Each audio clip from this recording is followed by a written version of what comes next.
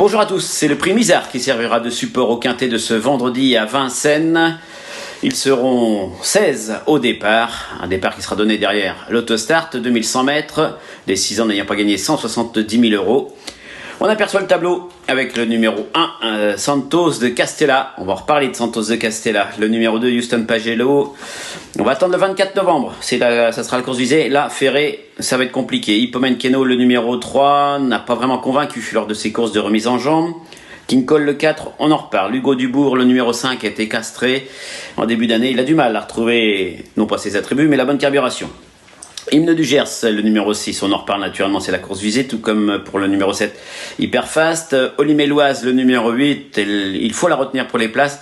Elle a fait un truc dernièrement avec le numéro 18, elle a dû faire un effort et elle n'a coincé qu'à la fin. Et encore, elle s'est montrée très courageuse. Elle trottait 11-3 sur ce parcours, c'est pas mal. Cette fois-ci, elle doit s'élancer en première ligne, mais avec le numéro 8. Bahia del Circeo, le numéro 9, on en reparle bien évidemment. Faites Lock Joint, le numéro 10. N'a pas convaincu dernièrement à Reims, mais il s'est montré trop tendu une fois devant. Il peut pourquoi pas venir brouiller les cartes et accrocher une 4-5e place. C'était pas tout mal, il a fait la faute, il avait des ressources sur ce parcours il n'y a pas très longtemps. Bocadamo, le numéro 11, avait trotté 11 piles au printemps sur ce parcours. Il n'a contrôlé que de s'élancer derrière Houston Pagello. Mais si ça se passe bien, il peut jouer les bons rôles de ce quintet. Le numéro 12, Bambin, a intégré les box de Fabrice Soulouet. Il effectue une rentrée, on ne l'a pas revu depuis bientôt 5 mois. Benjamin, le numéro 13, n'a pu se mettre en évidence, n'a joué même aucun rôle dans l'épreuve de référence à Anguin, au contraire du numéro 14, Bitcoin Dark, qui lui avait hérité de la 4e place après avoir fourni une fin de course intéressante. Et on terminera avec le numéro 15, Baldur. J'ai dit qu'ils étaient 16, mais non, ils ne sont que 15 au départ de cette épreuve. Baldur, ça sera dur pour Baldur, qui n'a qu'une course dans les jambes, qui n'a pas convaincu. Il a besoin de courir pour retrouver son bon niveau, c'est ce que nous a confié Vitaly Tchotela. Allez, on fait le papier.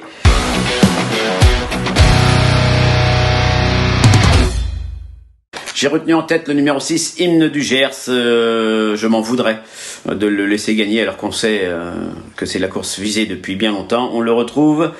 C'était le 5 février. Ça remonte, c'est vrai, mais ce jour-là, il s'imposait sur ce parcours. Il était parti gentiment. Il avait pris la tête en pleine. Il avait contrôlé la course à sa guise.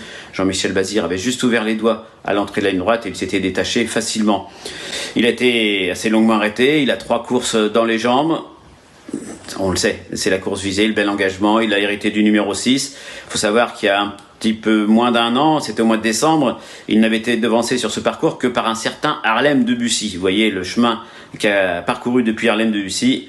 Donc tout pour plaire pour le numéro 6, Hymne du Gers. J'ai retenu ensuite l'As Santos de Castella. Alors Santos de Castella, on le retrouve, lui, dans une épreuve qui peut servir de référence. C'était le 21 octobre à Anguin. Il avait pris la tête avant d'être débordé assez, sûrement, vous allez le voir, par un certain Eros Zola au début de la ligne droite. Et ensuite, il est subir également l'attaque de Grand Canyon, qui allait finalement être disqualifié. Donc, il héritait de cette 2e place.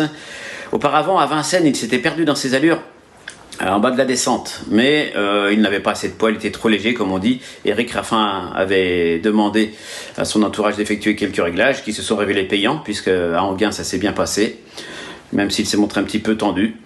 Cette fois-ci, avec le numéro 1, il peut patienter en bon rang, pourquoi pas même prendre la tête et la conserver. C'est une première chance. Première chance également pour King Cole, le numéro 4. Je l'aurais retenu un petit peu plus loin, mais j'ai contacté son driver, Christophe Martens, qui m'a confié qu'il l'avait préparé pour cette épreuve. Ça fait 2 mois qu'on ne l'a pas revu en compétition, mais depuis son arrivée en France, il avait cartonné. On le voit justement, c'était le 16 juin. Il a fait un gros effort avec Jean-Michel Bazir au sulky pour prendre la tête. Bon, il avait temporisé ensuite pour reprendre un petit bol d'air avant de bien repartir dans la ligne droite. Depuis, il n'est pas sorti des 3 premiers. Il reste d'ailleurs sur 2 succès. Je le disais, un break pour bien préparer ce meeting d'hiver, pour arriver avec un peu de fraîcheur. Il a arrêté d'un bon numéro. On le connaît plus sur les parcours de tenue depuis qu'il est venu en France, mais les 2100 ne devraient pas lui poser le problème. Il suffit qu'il bénéficie d'un bon parcours et il peut tout à fait disputer lui aussi la victoire. Bahia del Circeo, le numéro 9 n'a contre elle que son numéro. On la revoit, c'était le 17 septembre. Elle avait patienté à mi-peloton. Sur une simple accélération, elle était venue aux avant-postes et dans la ligne droite, elle s'était promenée. C'était un lot que de femelles. Ensuite, à Enghien, malheureusement, elle a fait la faute. Elle a passé le poteau en 4e position, mais elle avait fait un petit temps de galop à mi-ligne droite alors qu'elle s'apprêtait à venir gagner. Et dernièrement, elle était ferrée. C'était une course de maintien en condition pour cet engagement. Et sa fin de course était très correcte. Elle était 7e.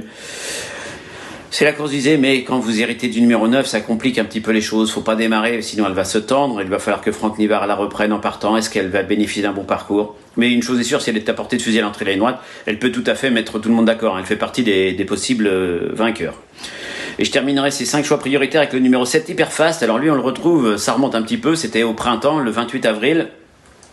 Il avait progressé gentiment dans le wagon de 3, il était venu en bon rang dans le tournant final et il avait très bien fini. Il s'était heurté à la ténacité d'Audi Quick, mais en finissant tout près de son rival. Depuis, il a aligné quelques bonnes performances.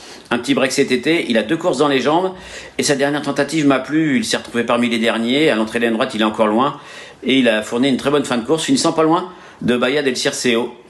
Là, il a hérité d'un numéro quelque peu en dehors. Il retrouve François Lagadec qui le connaît bien. Mais attention, 2 courses dans les jambes sur son parcours. C'est une priorité. Et François Lagadec m'a même dit il peut servir de base de jeu. C'est une base dans les 5.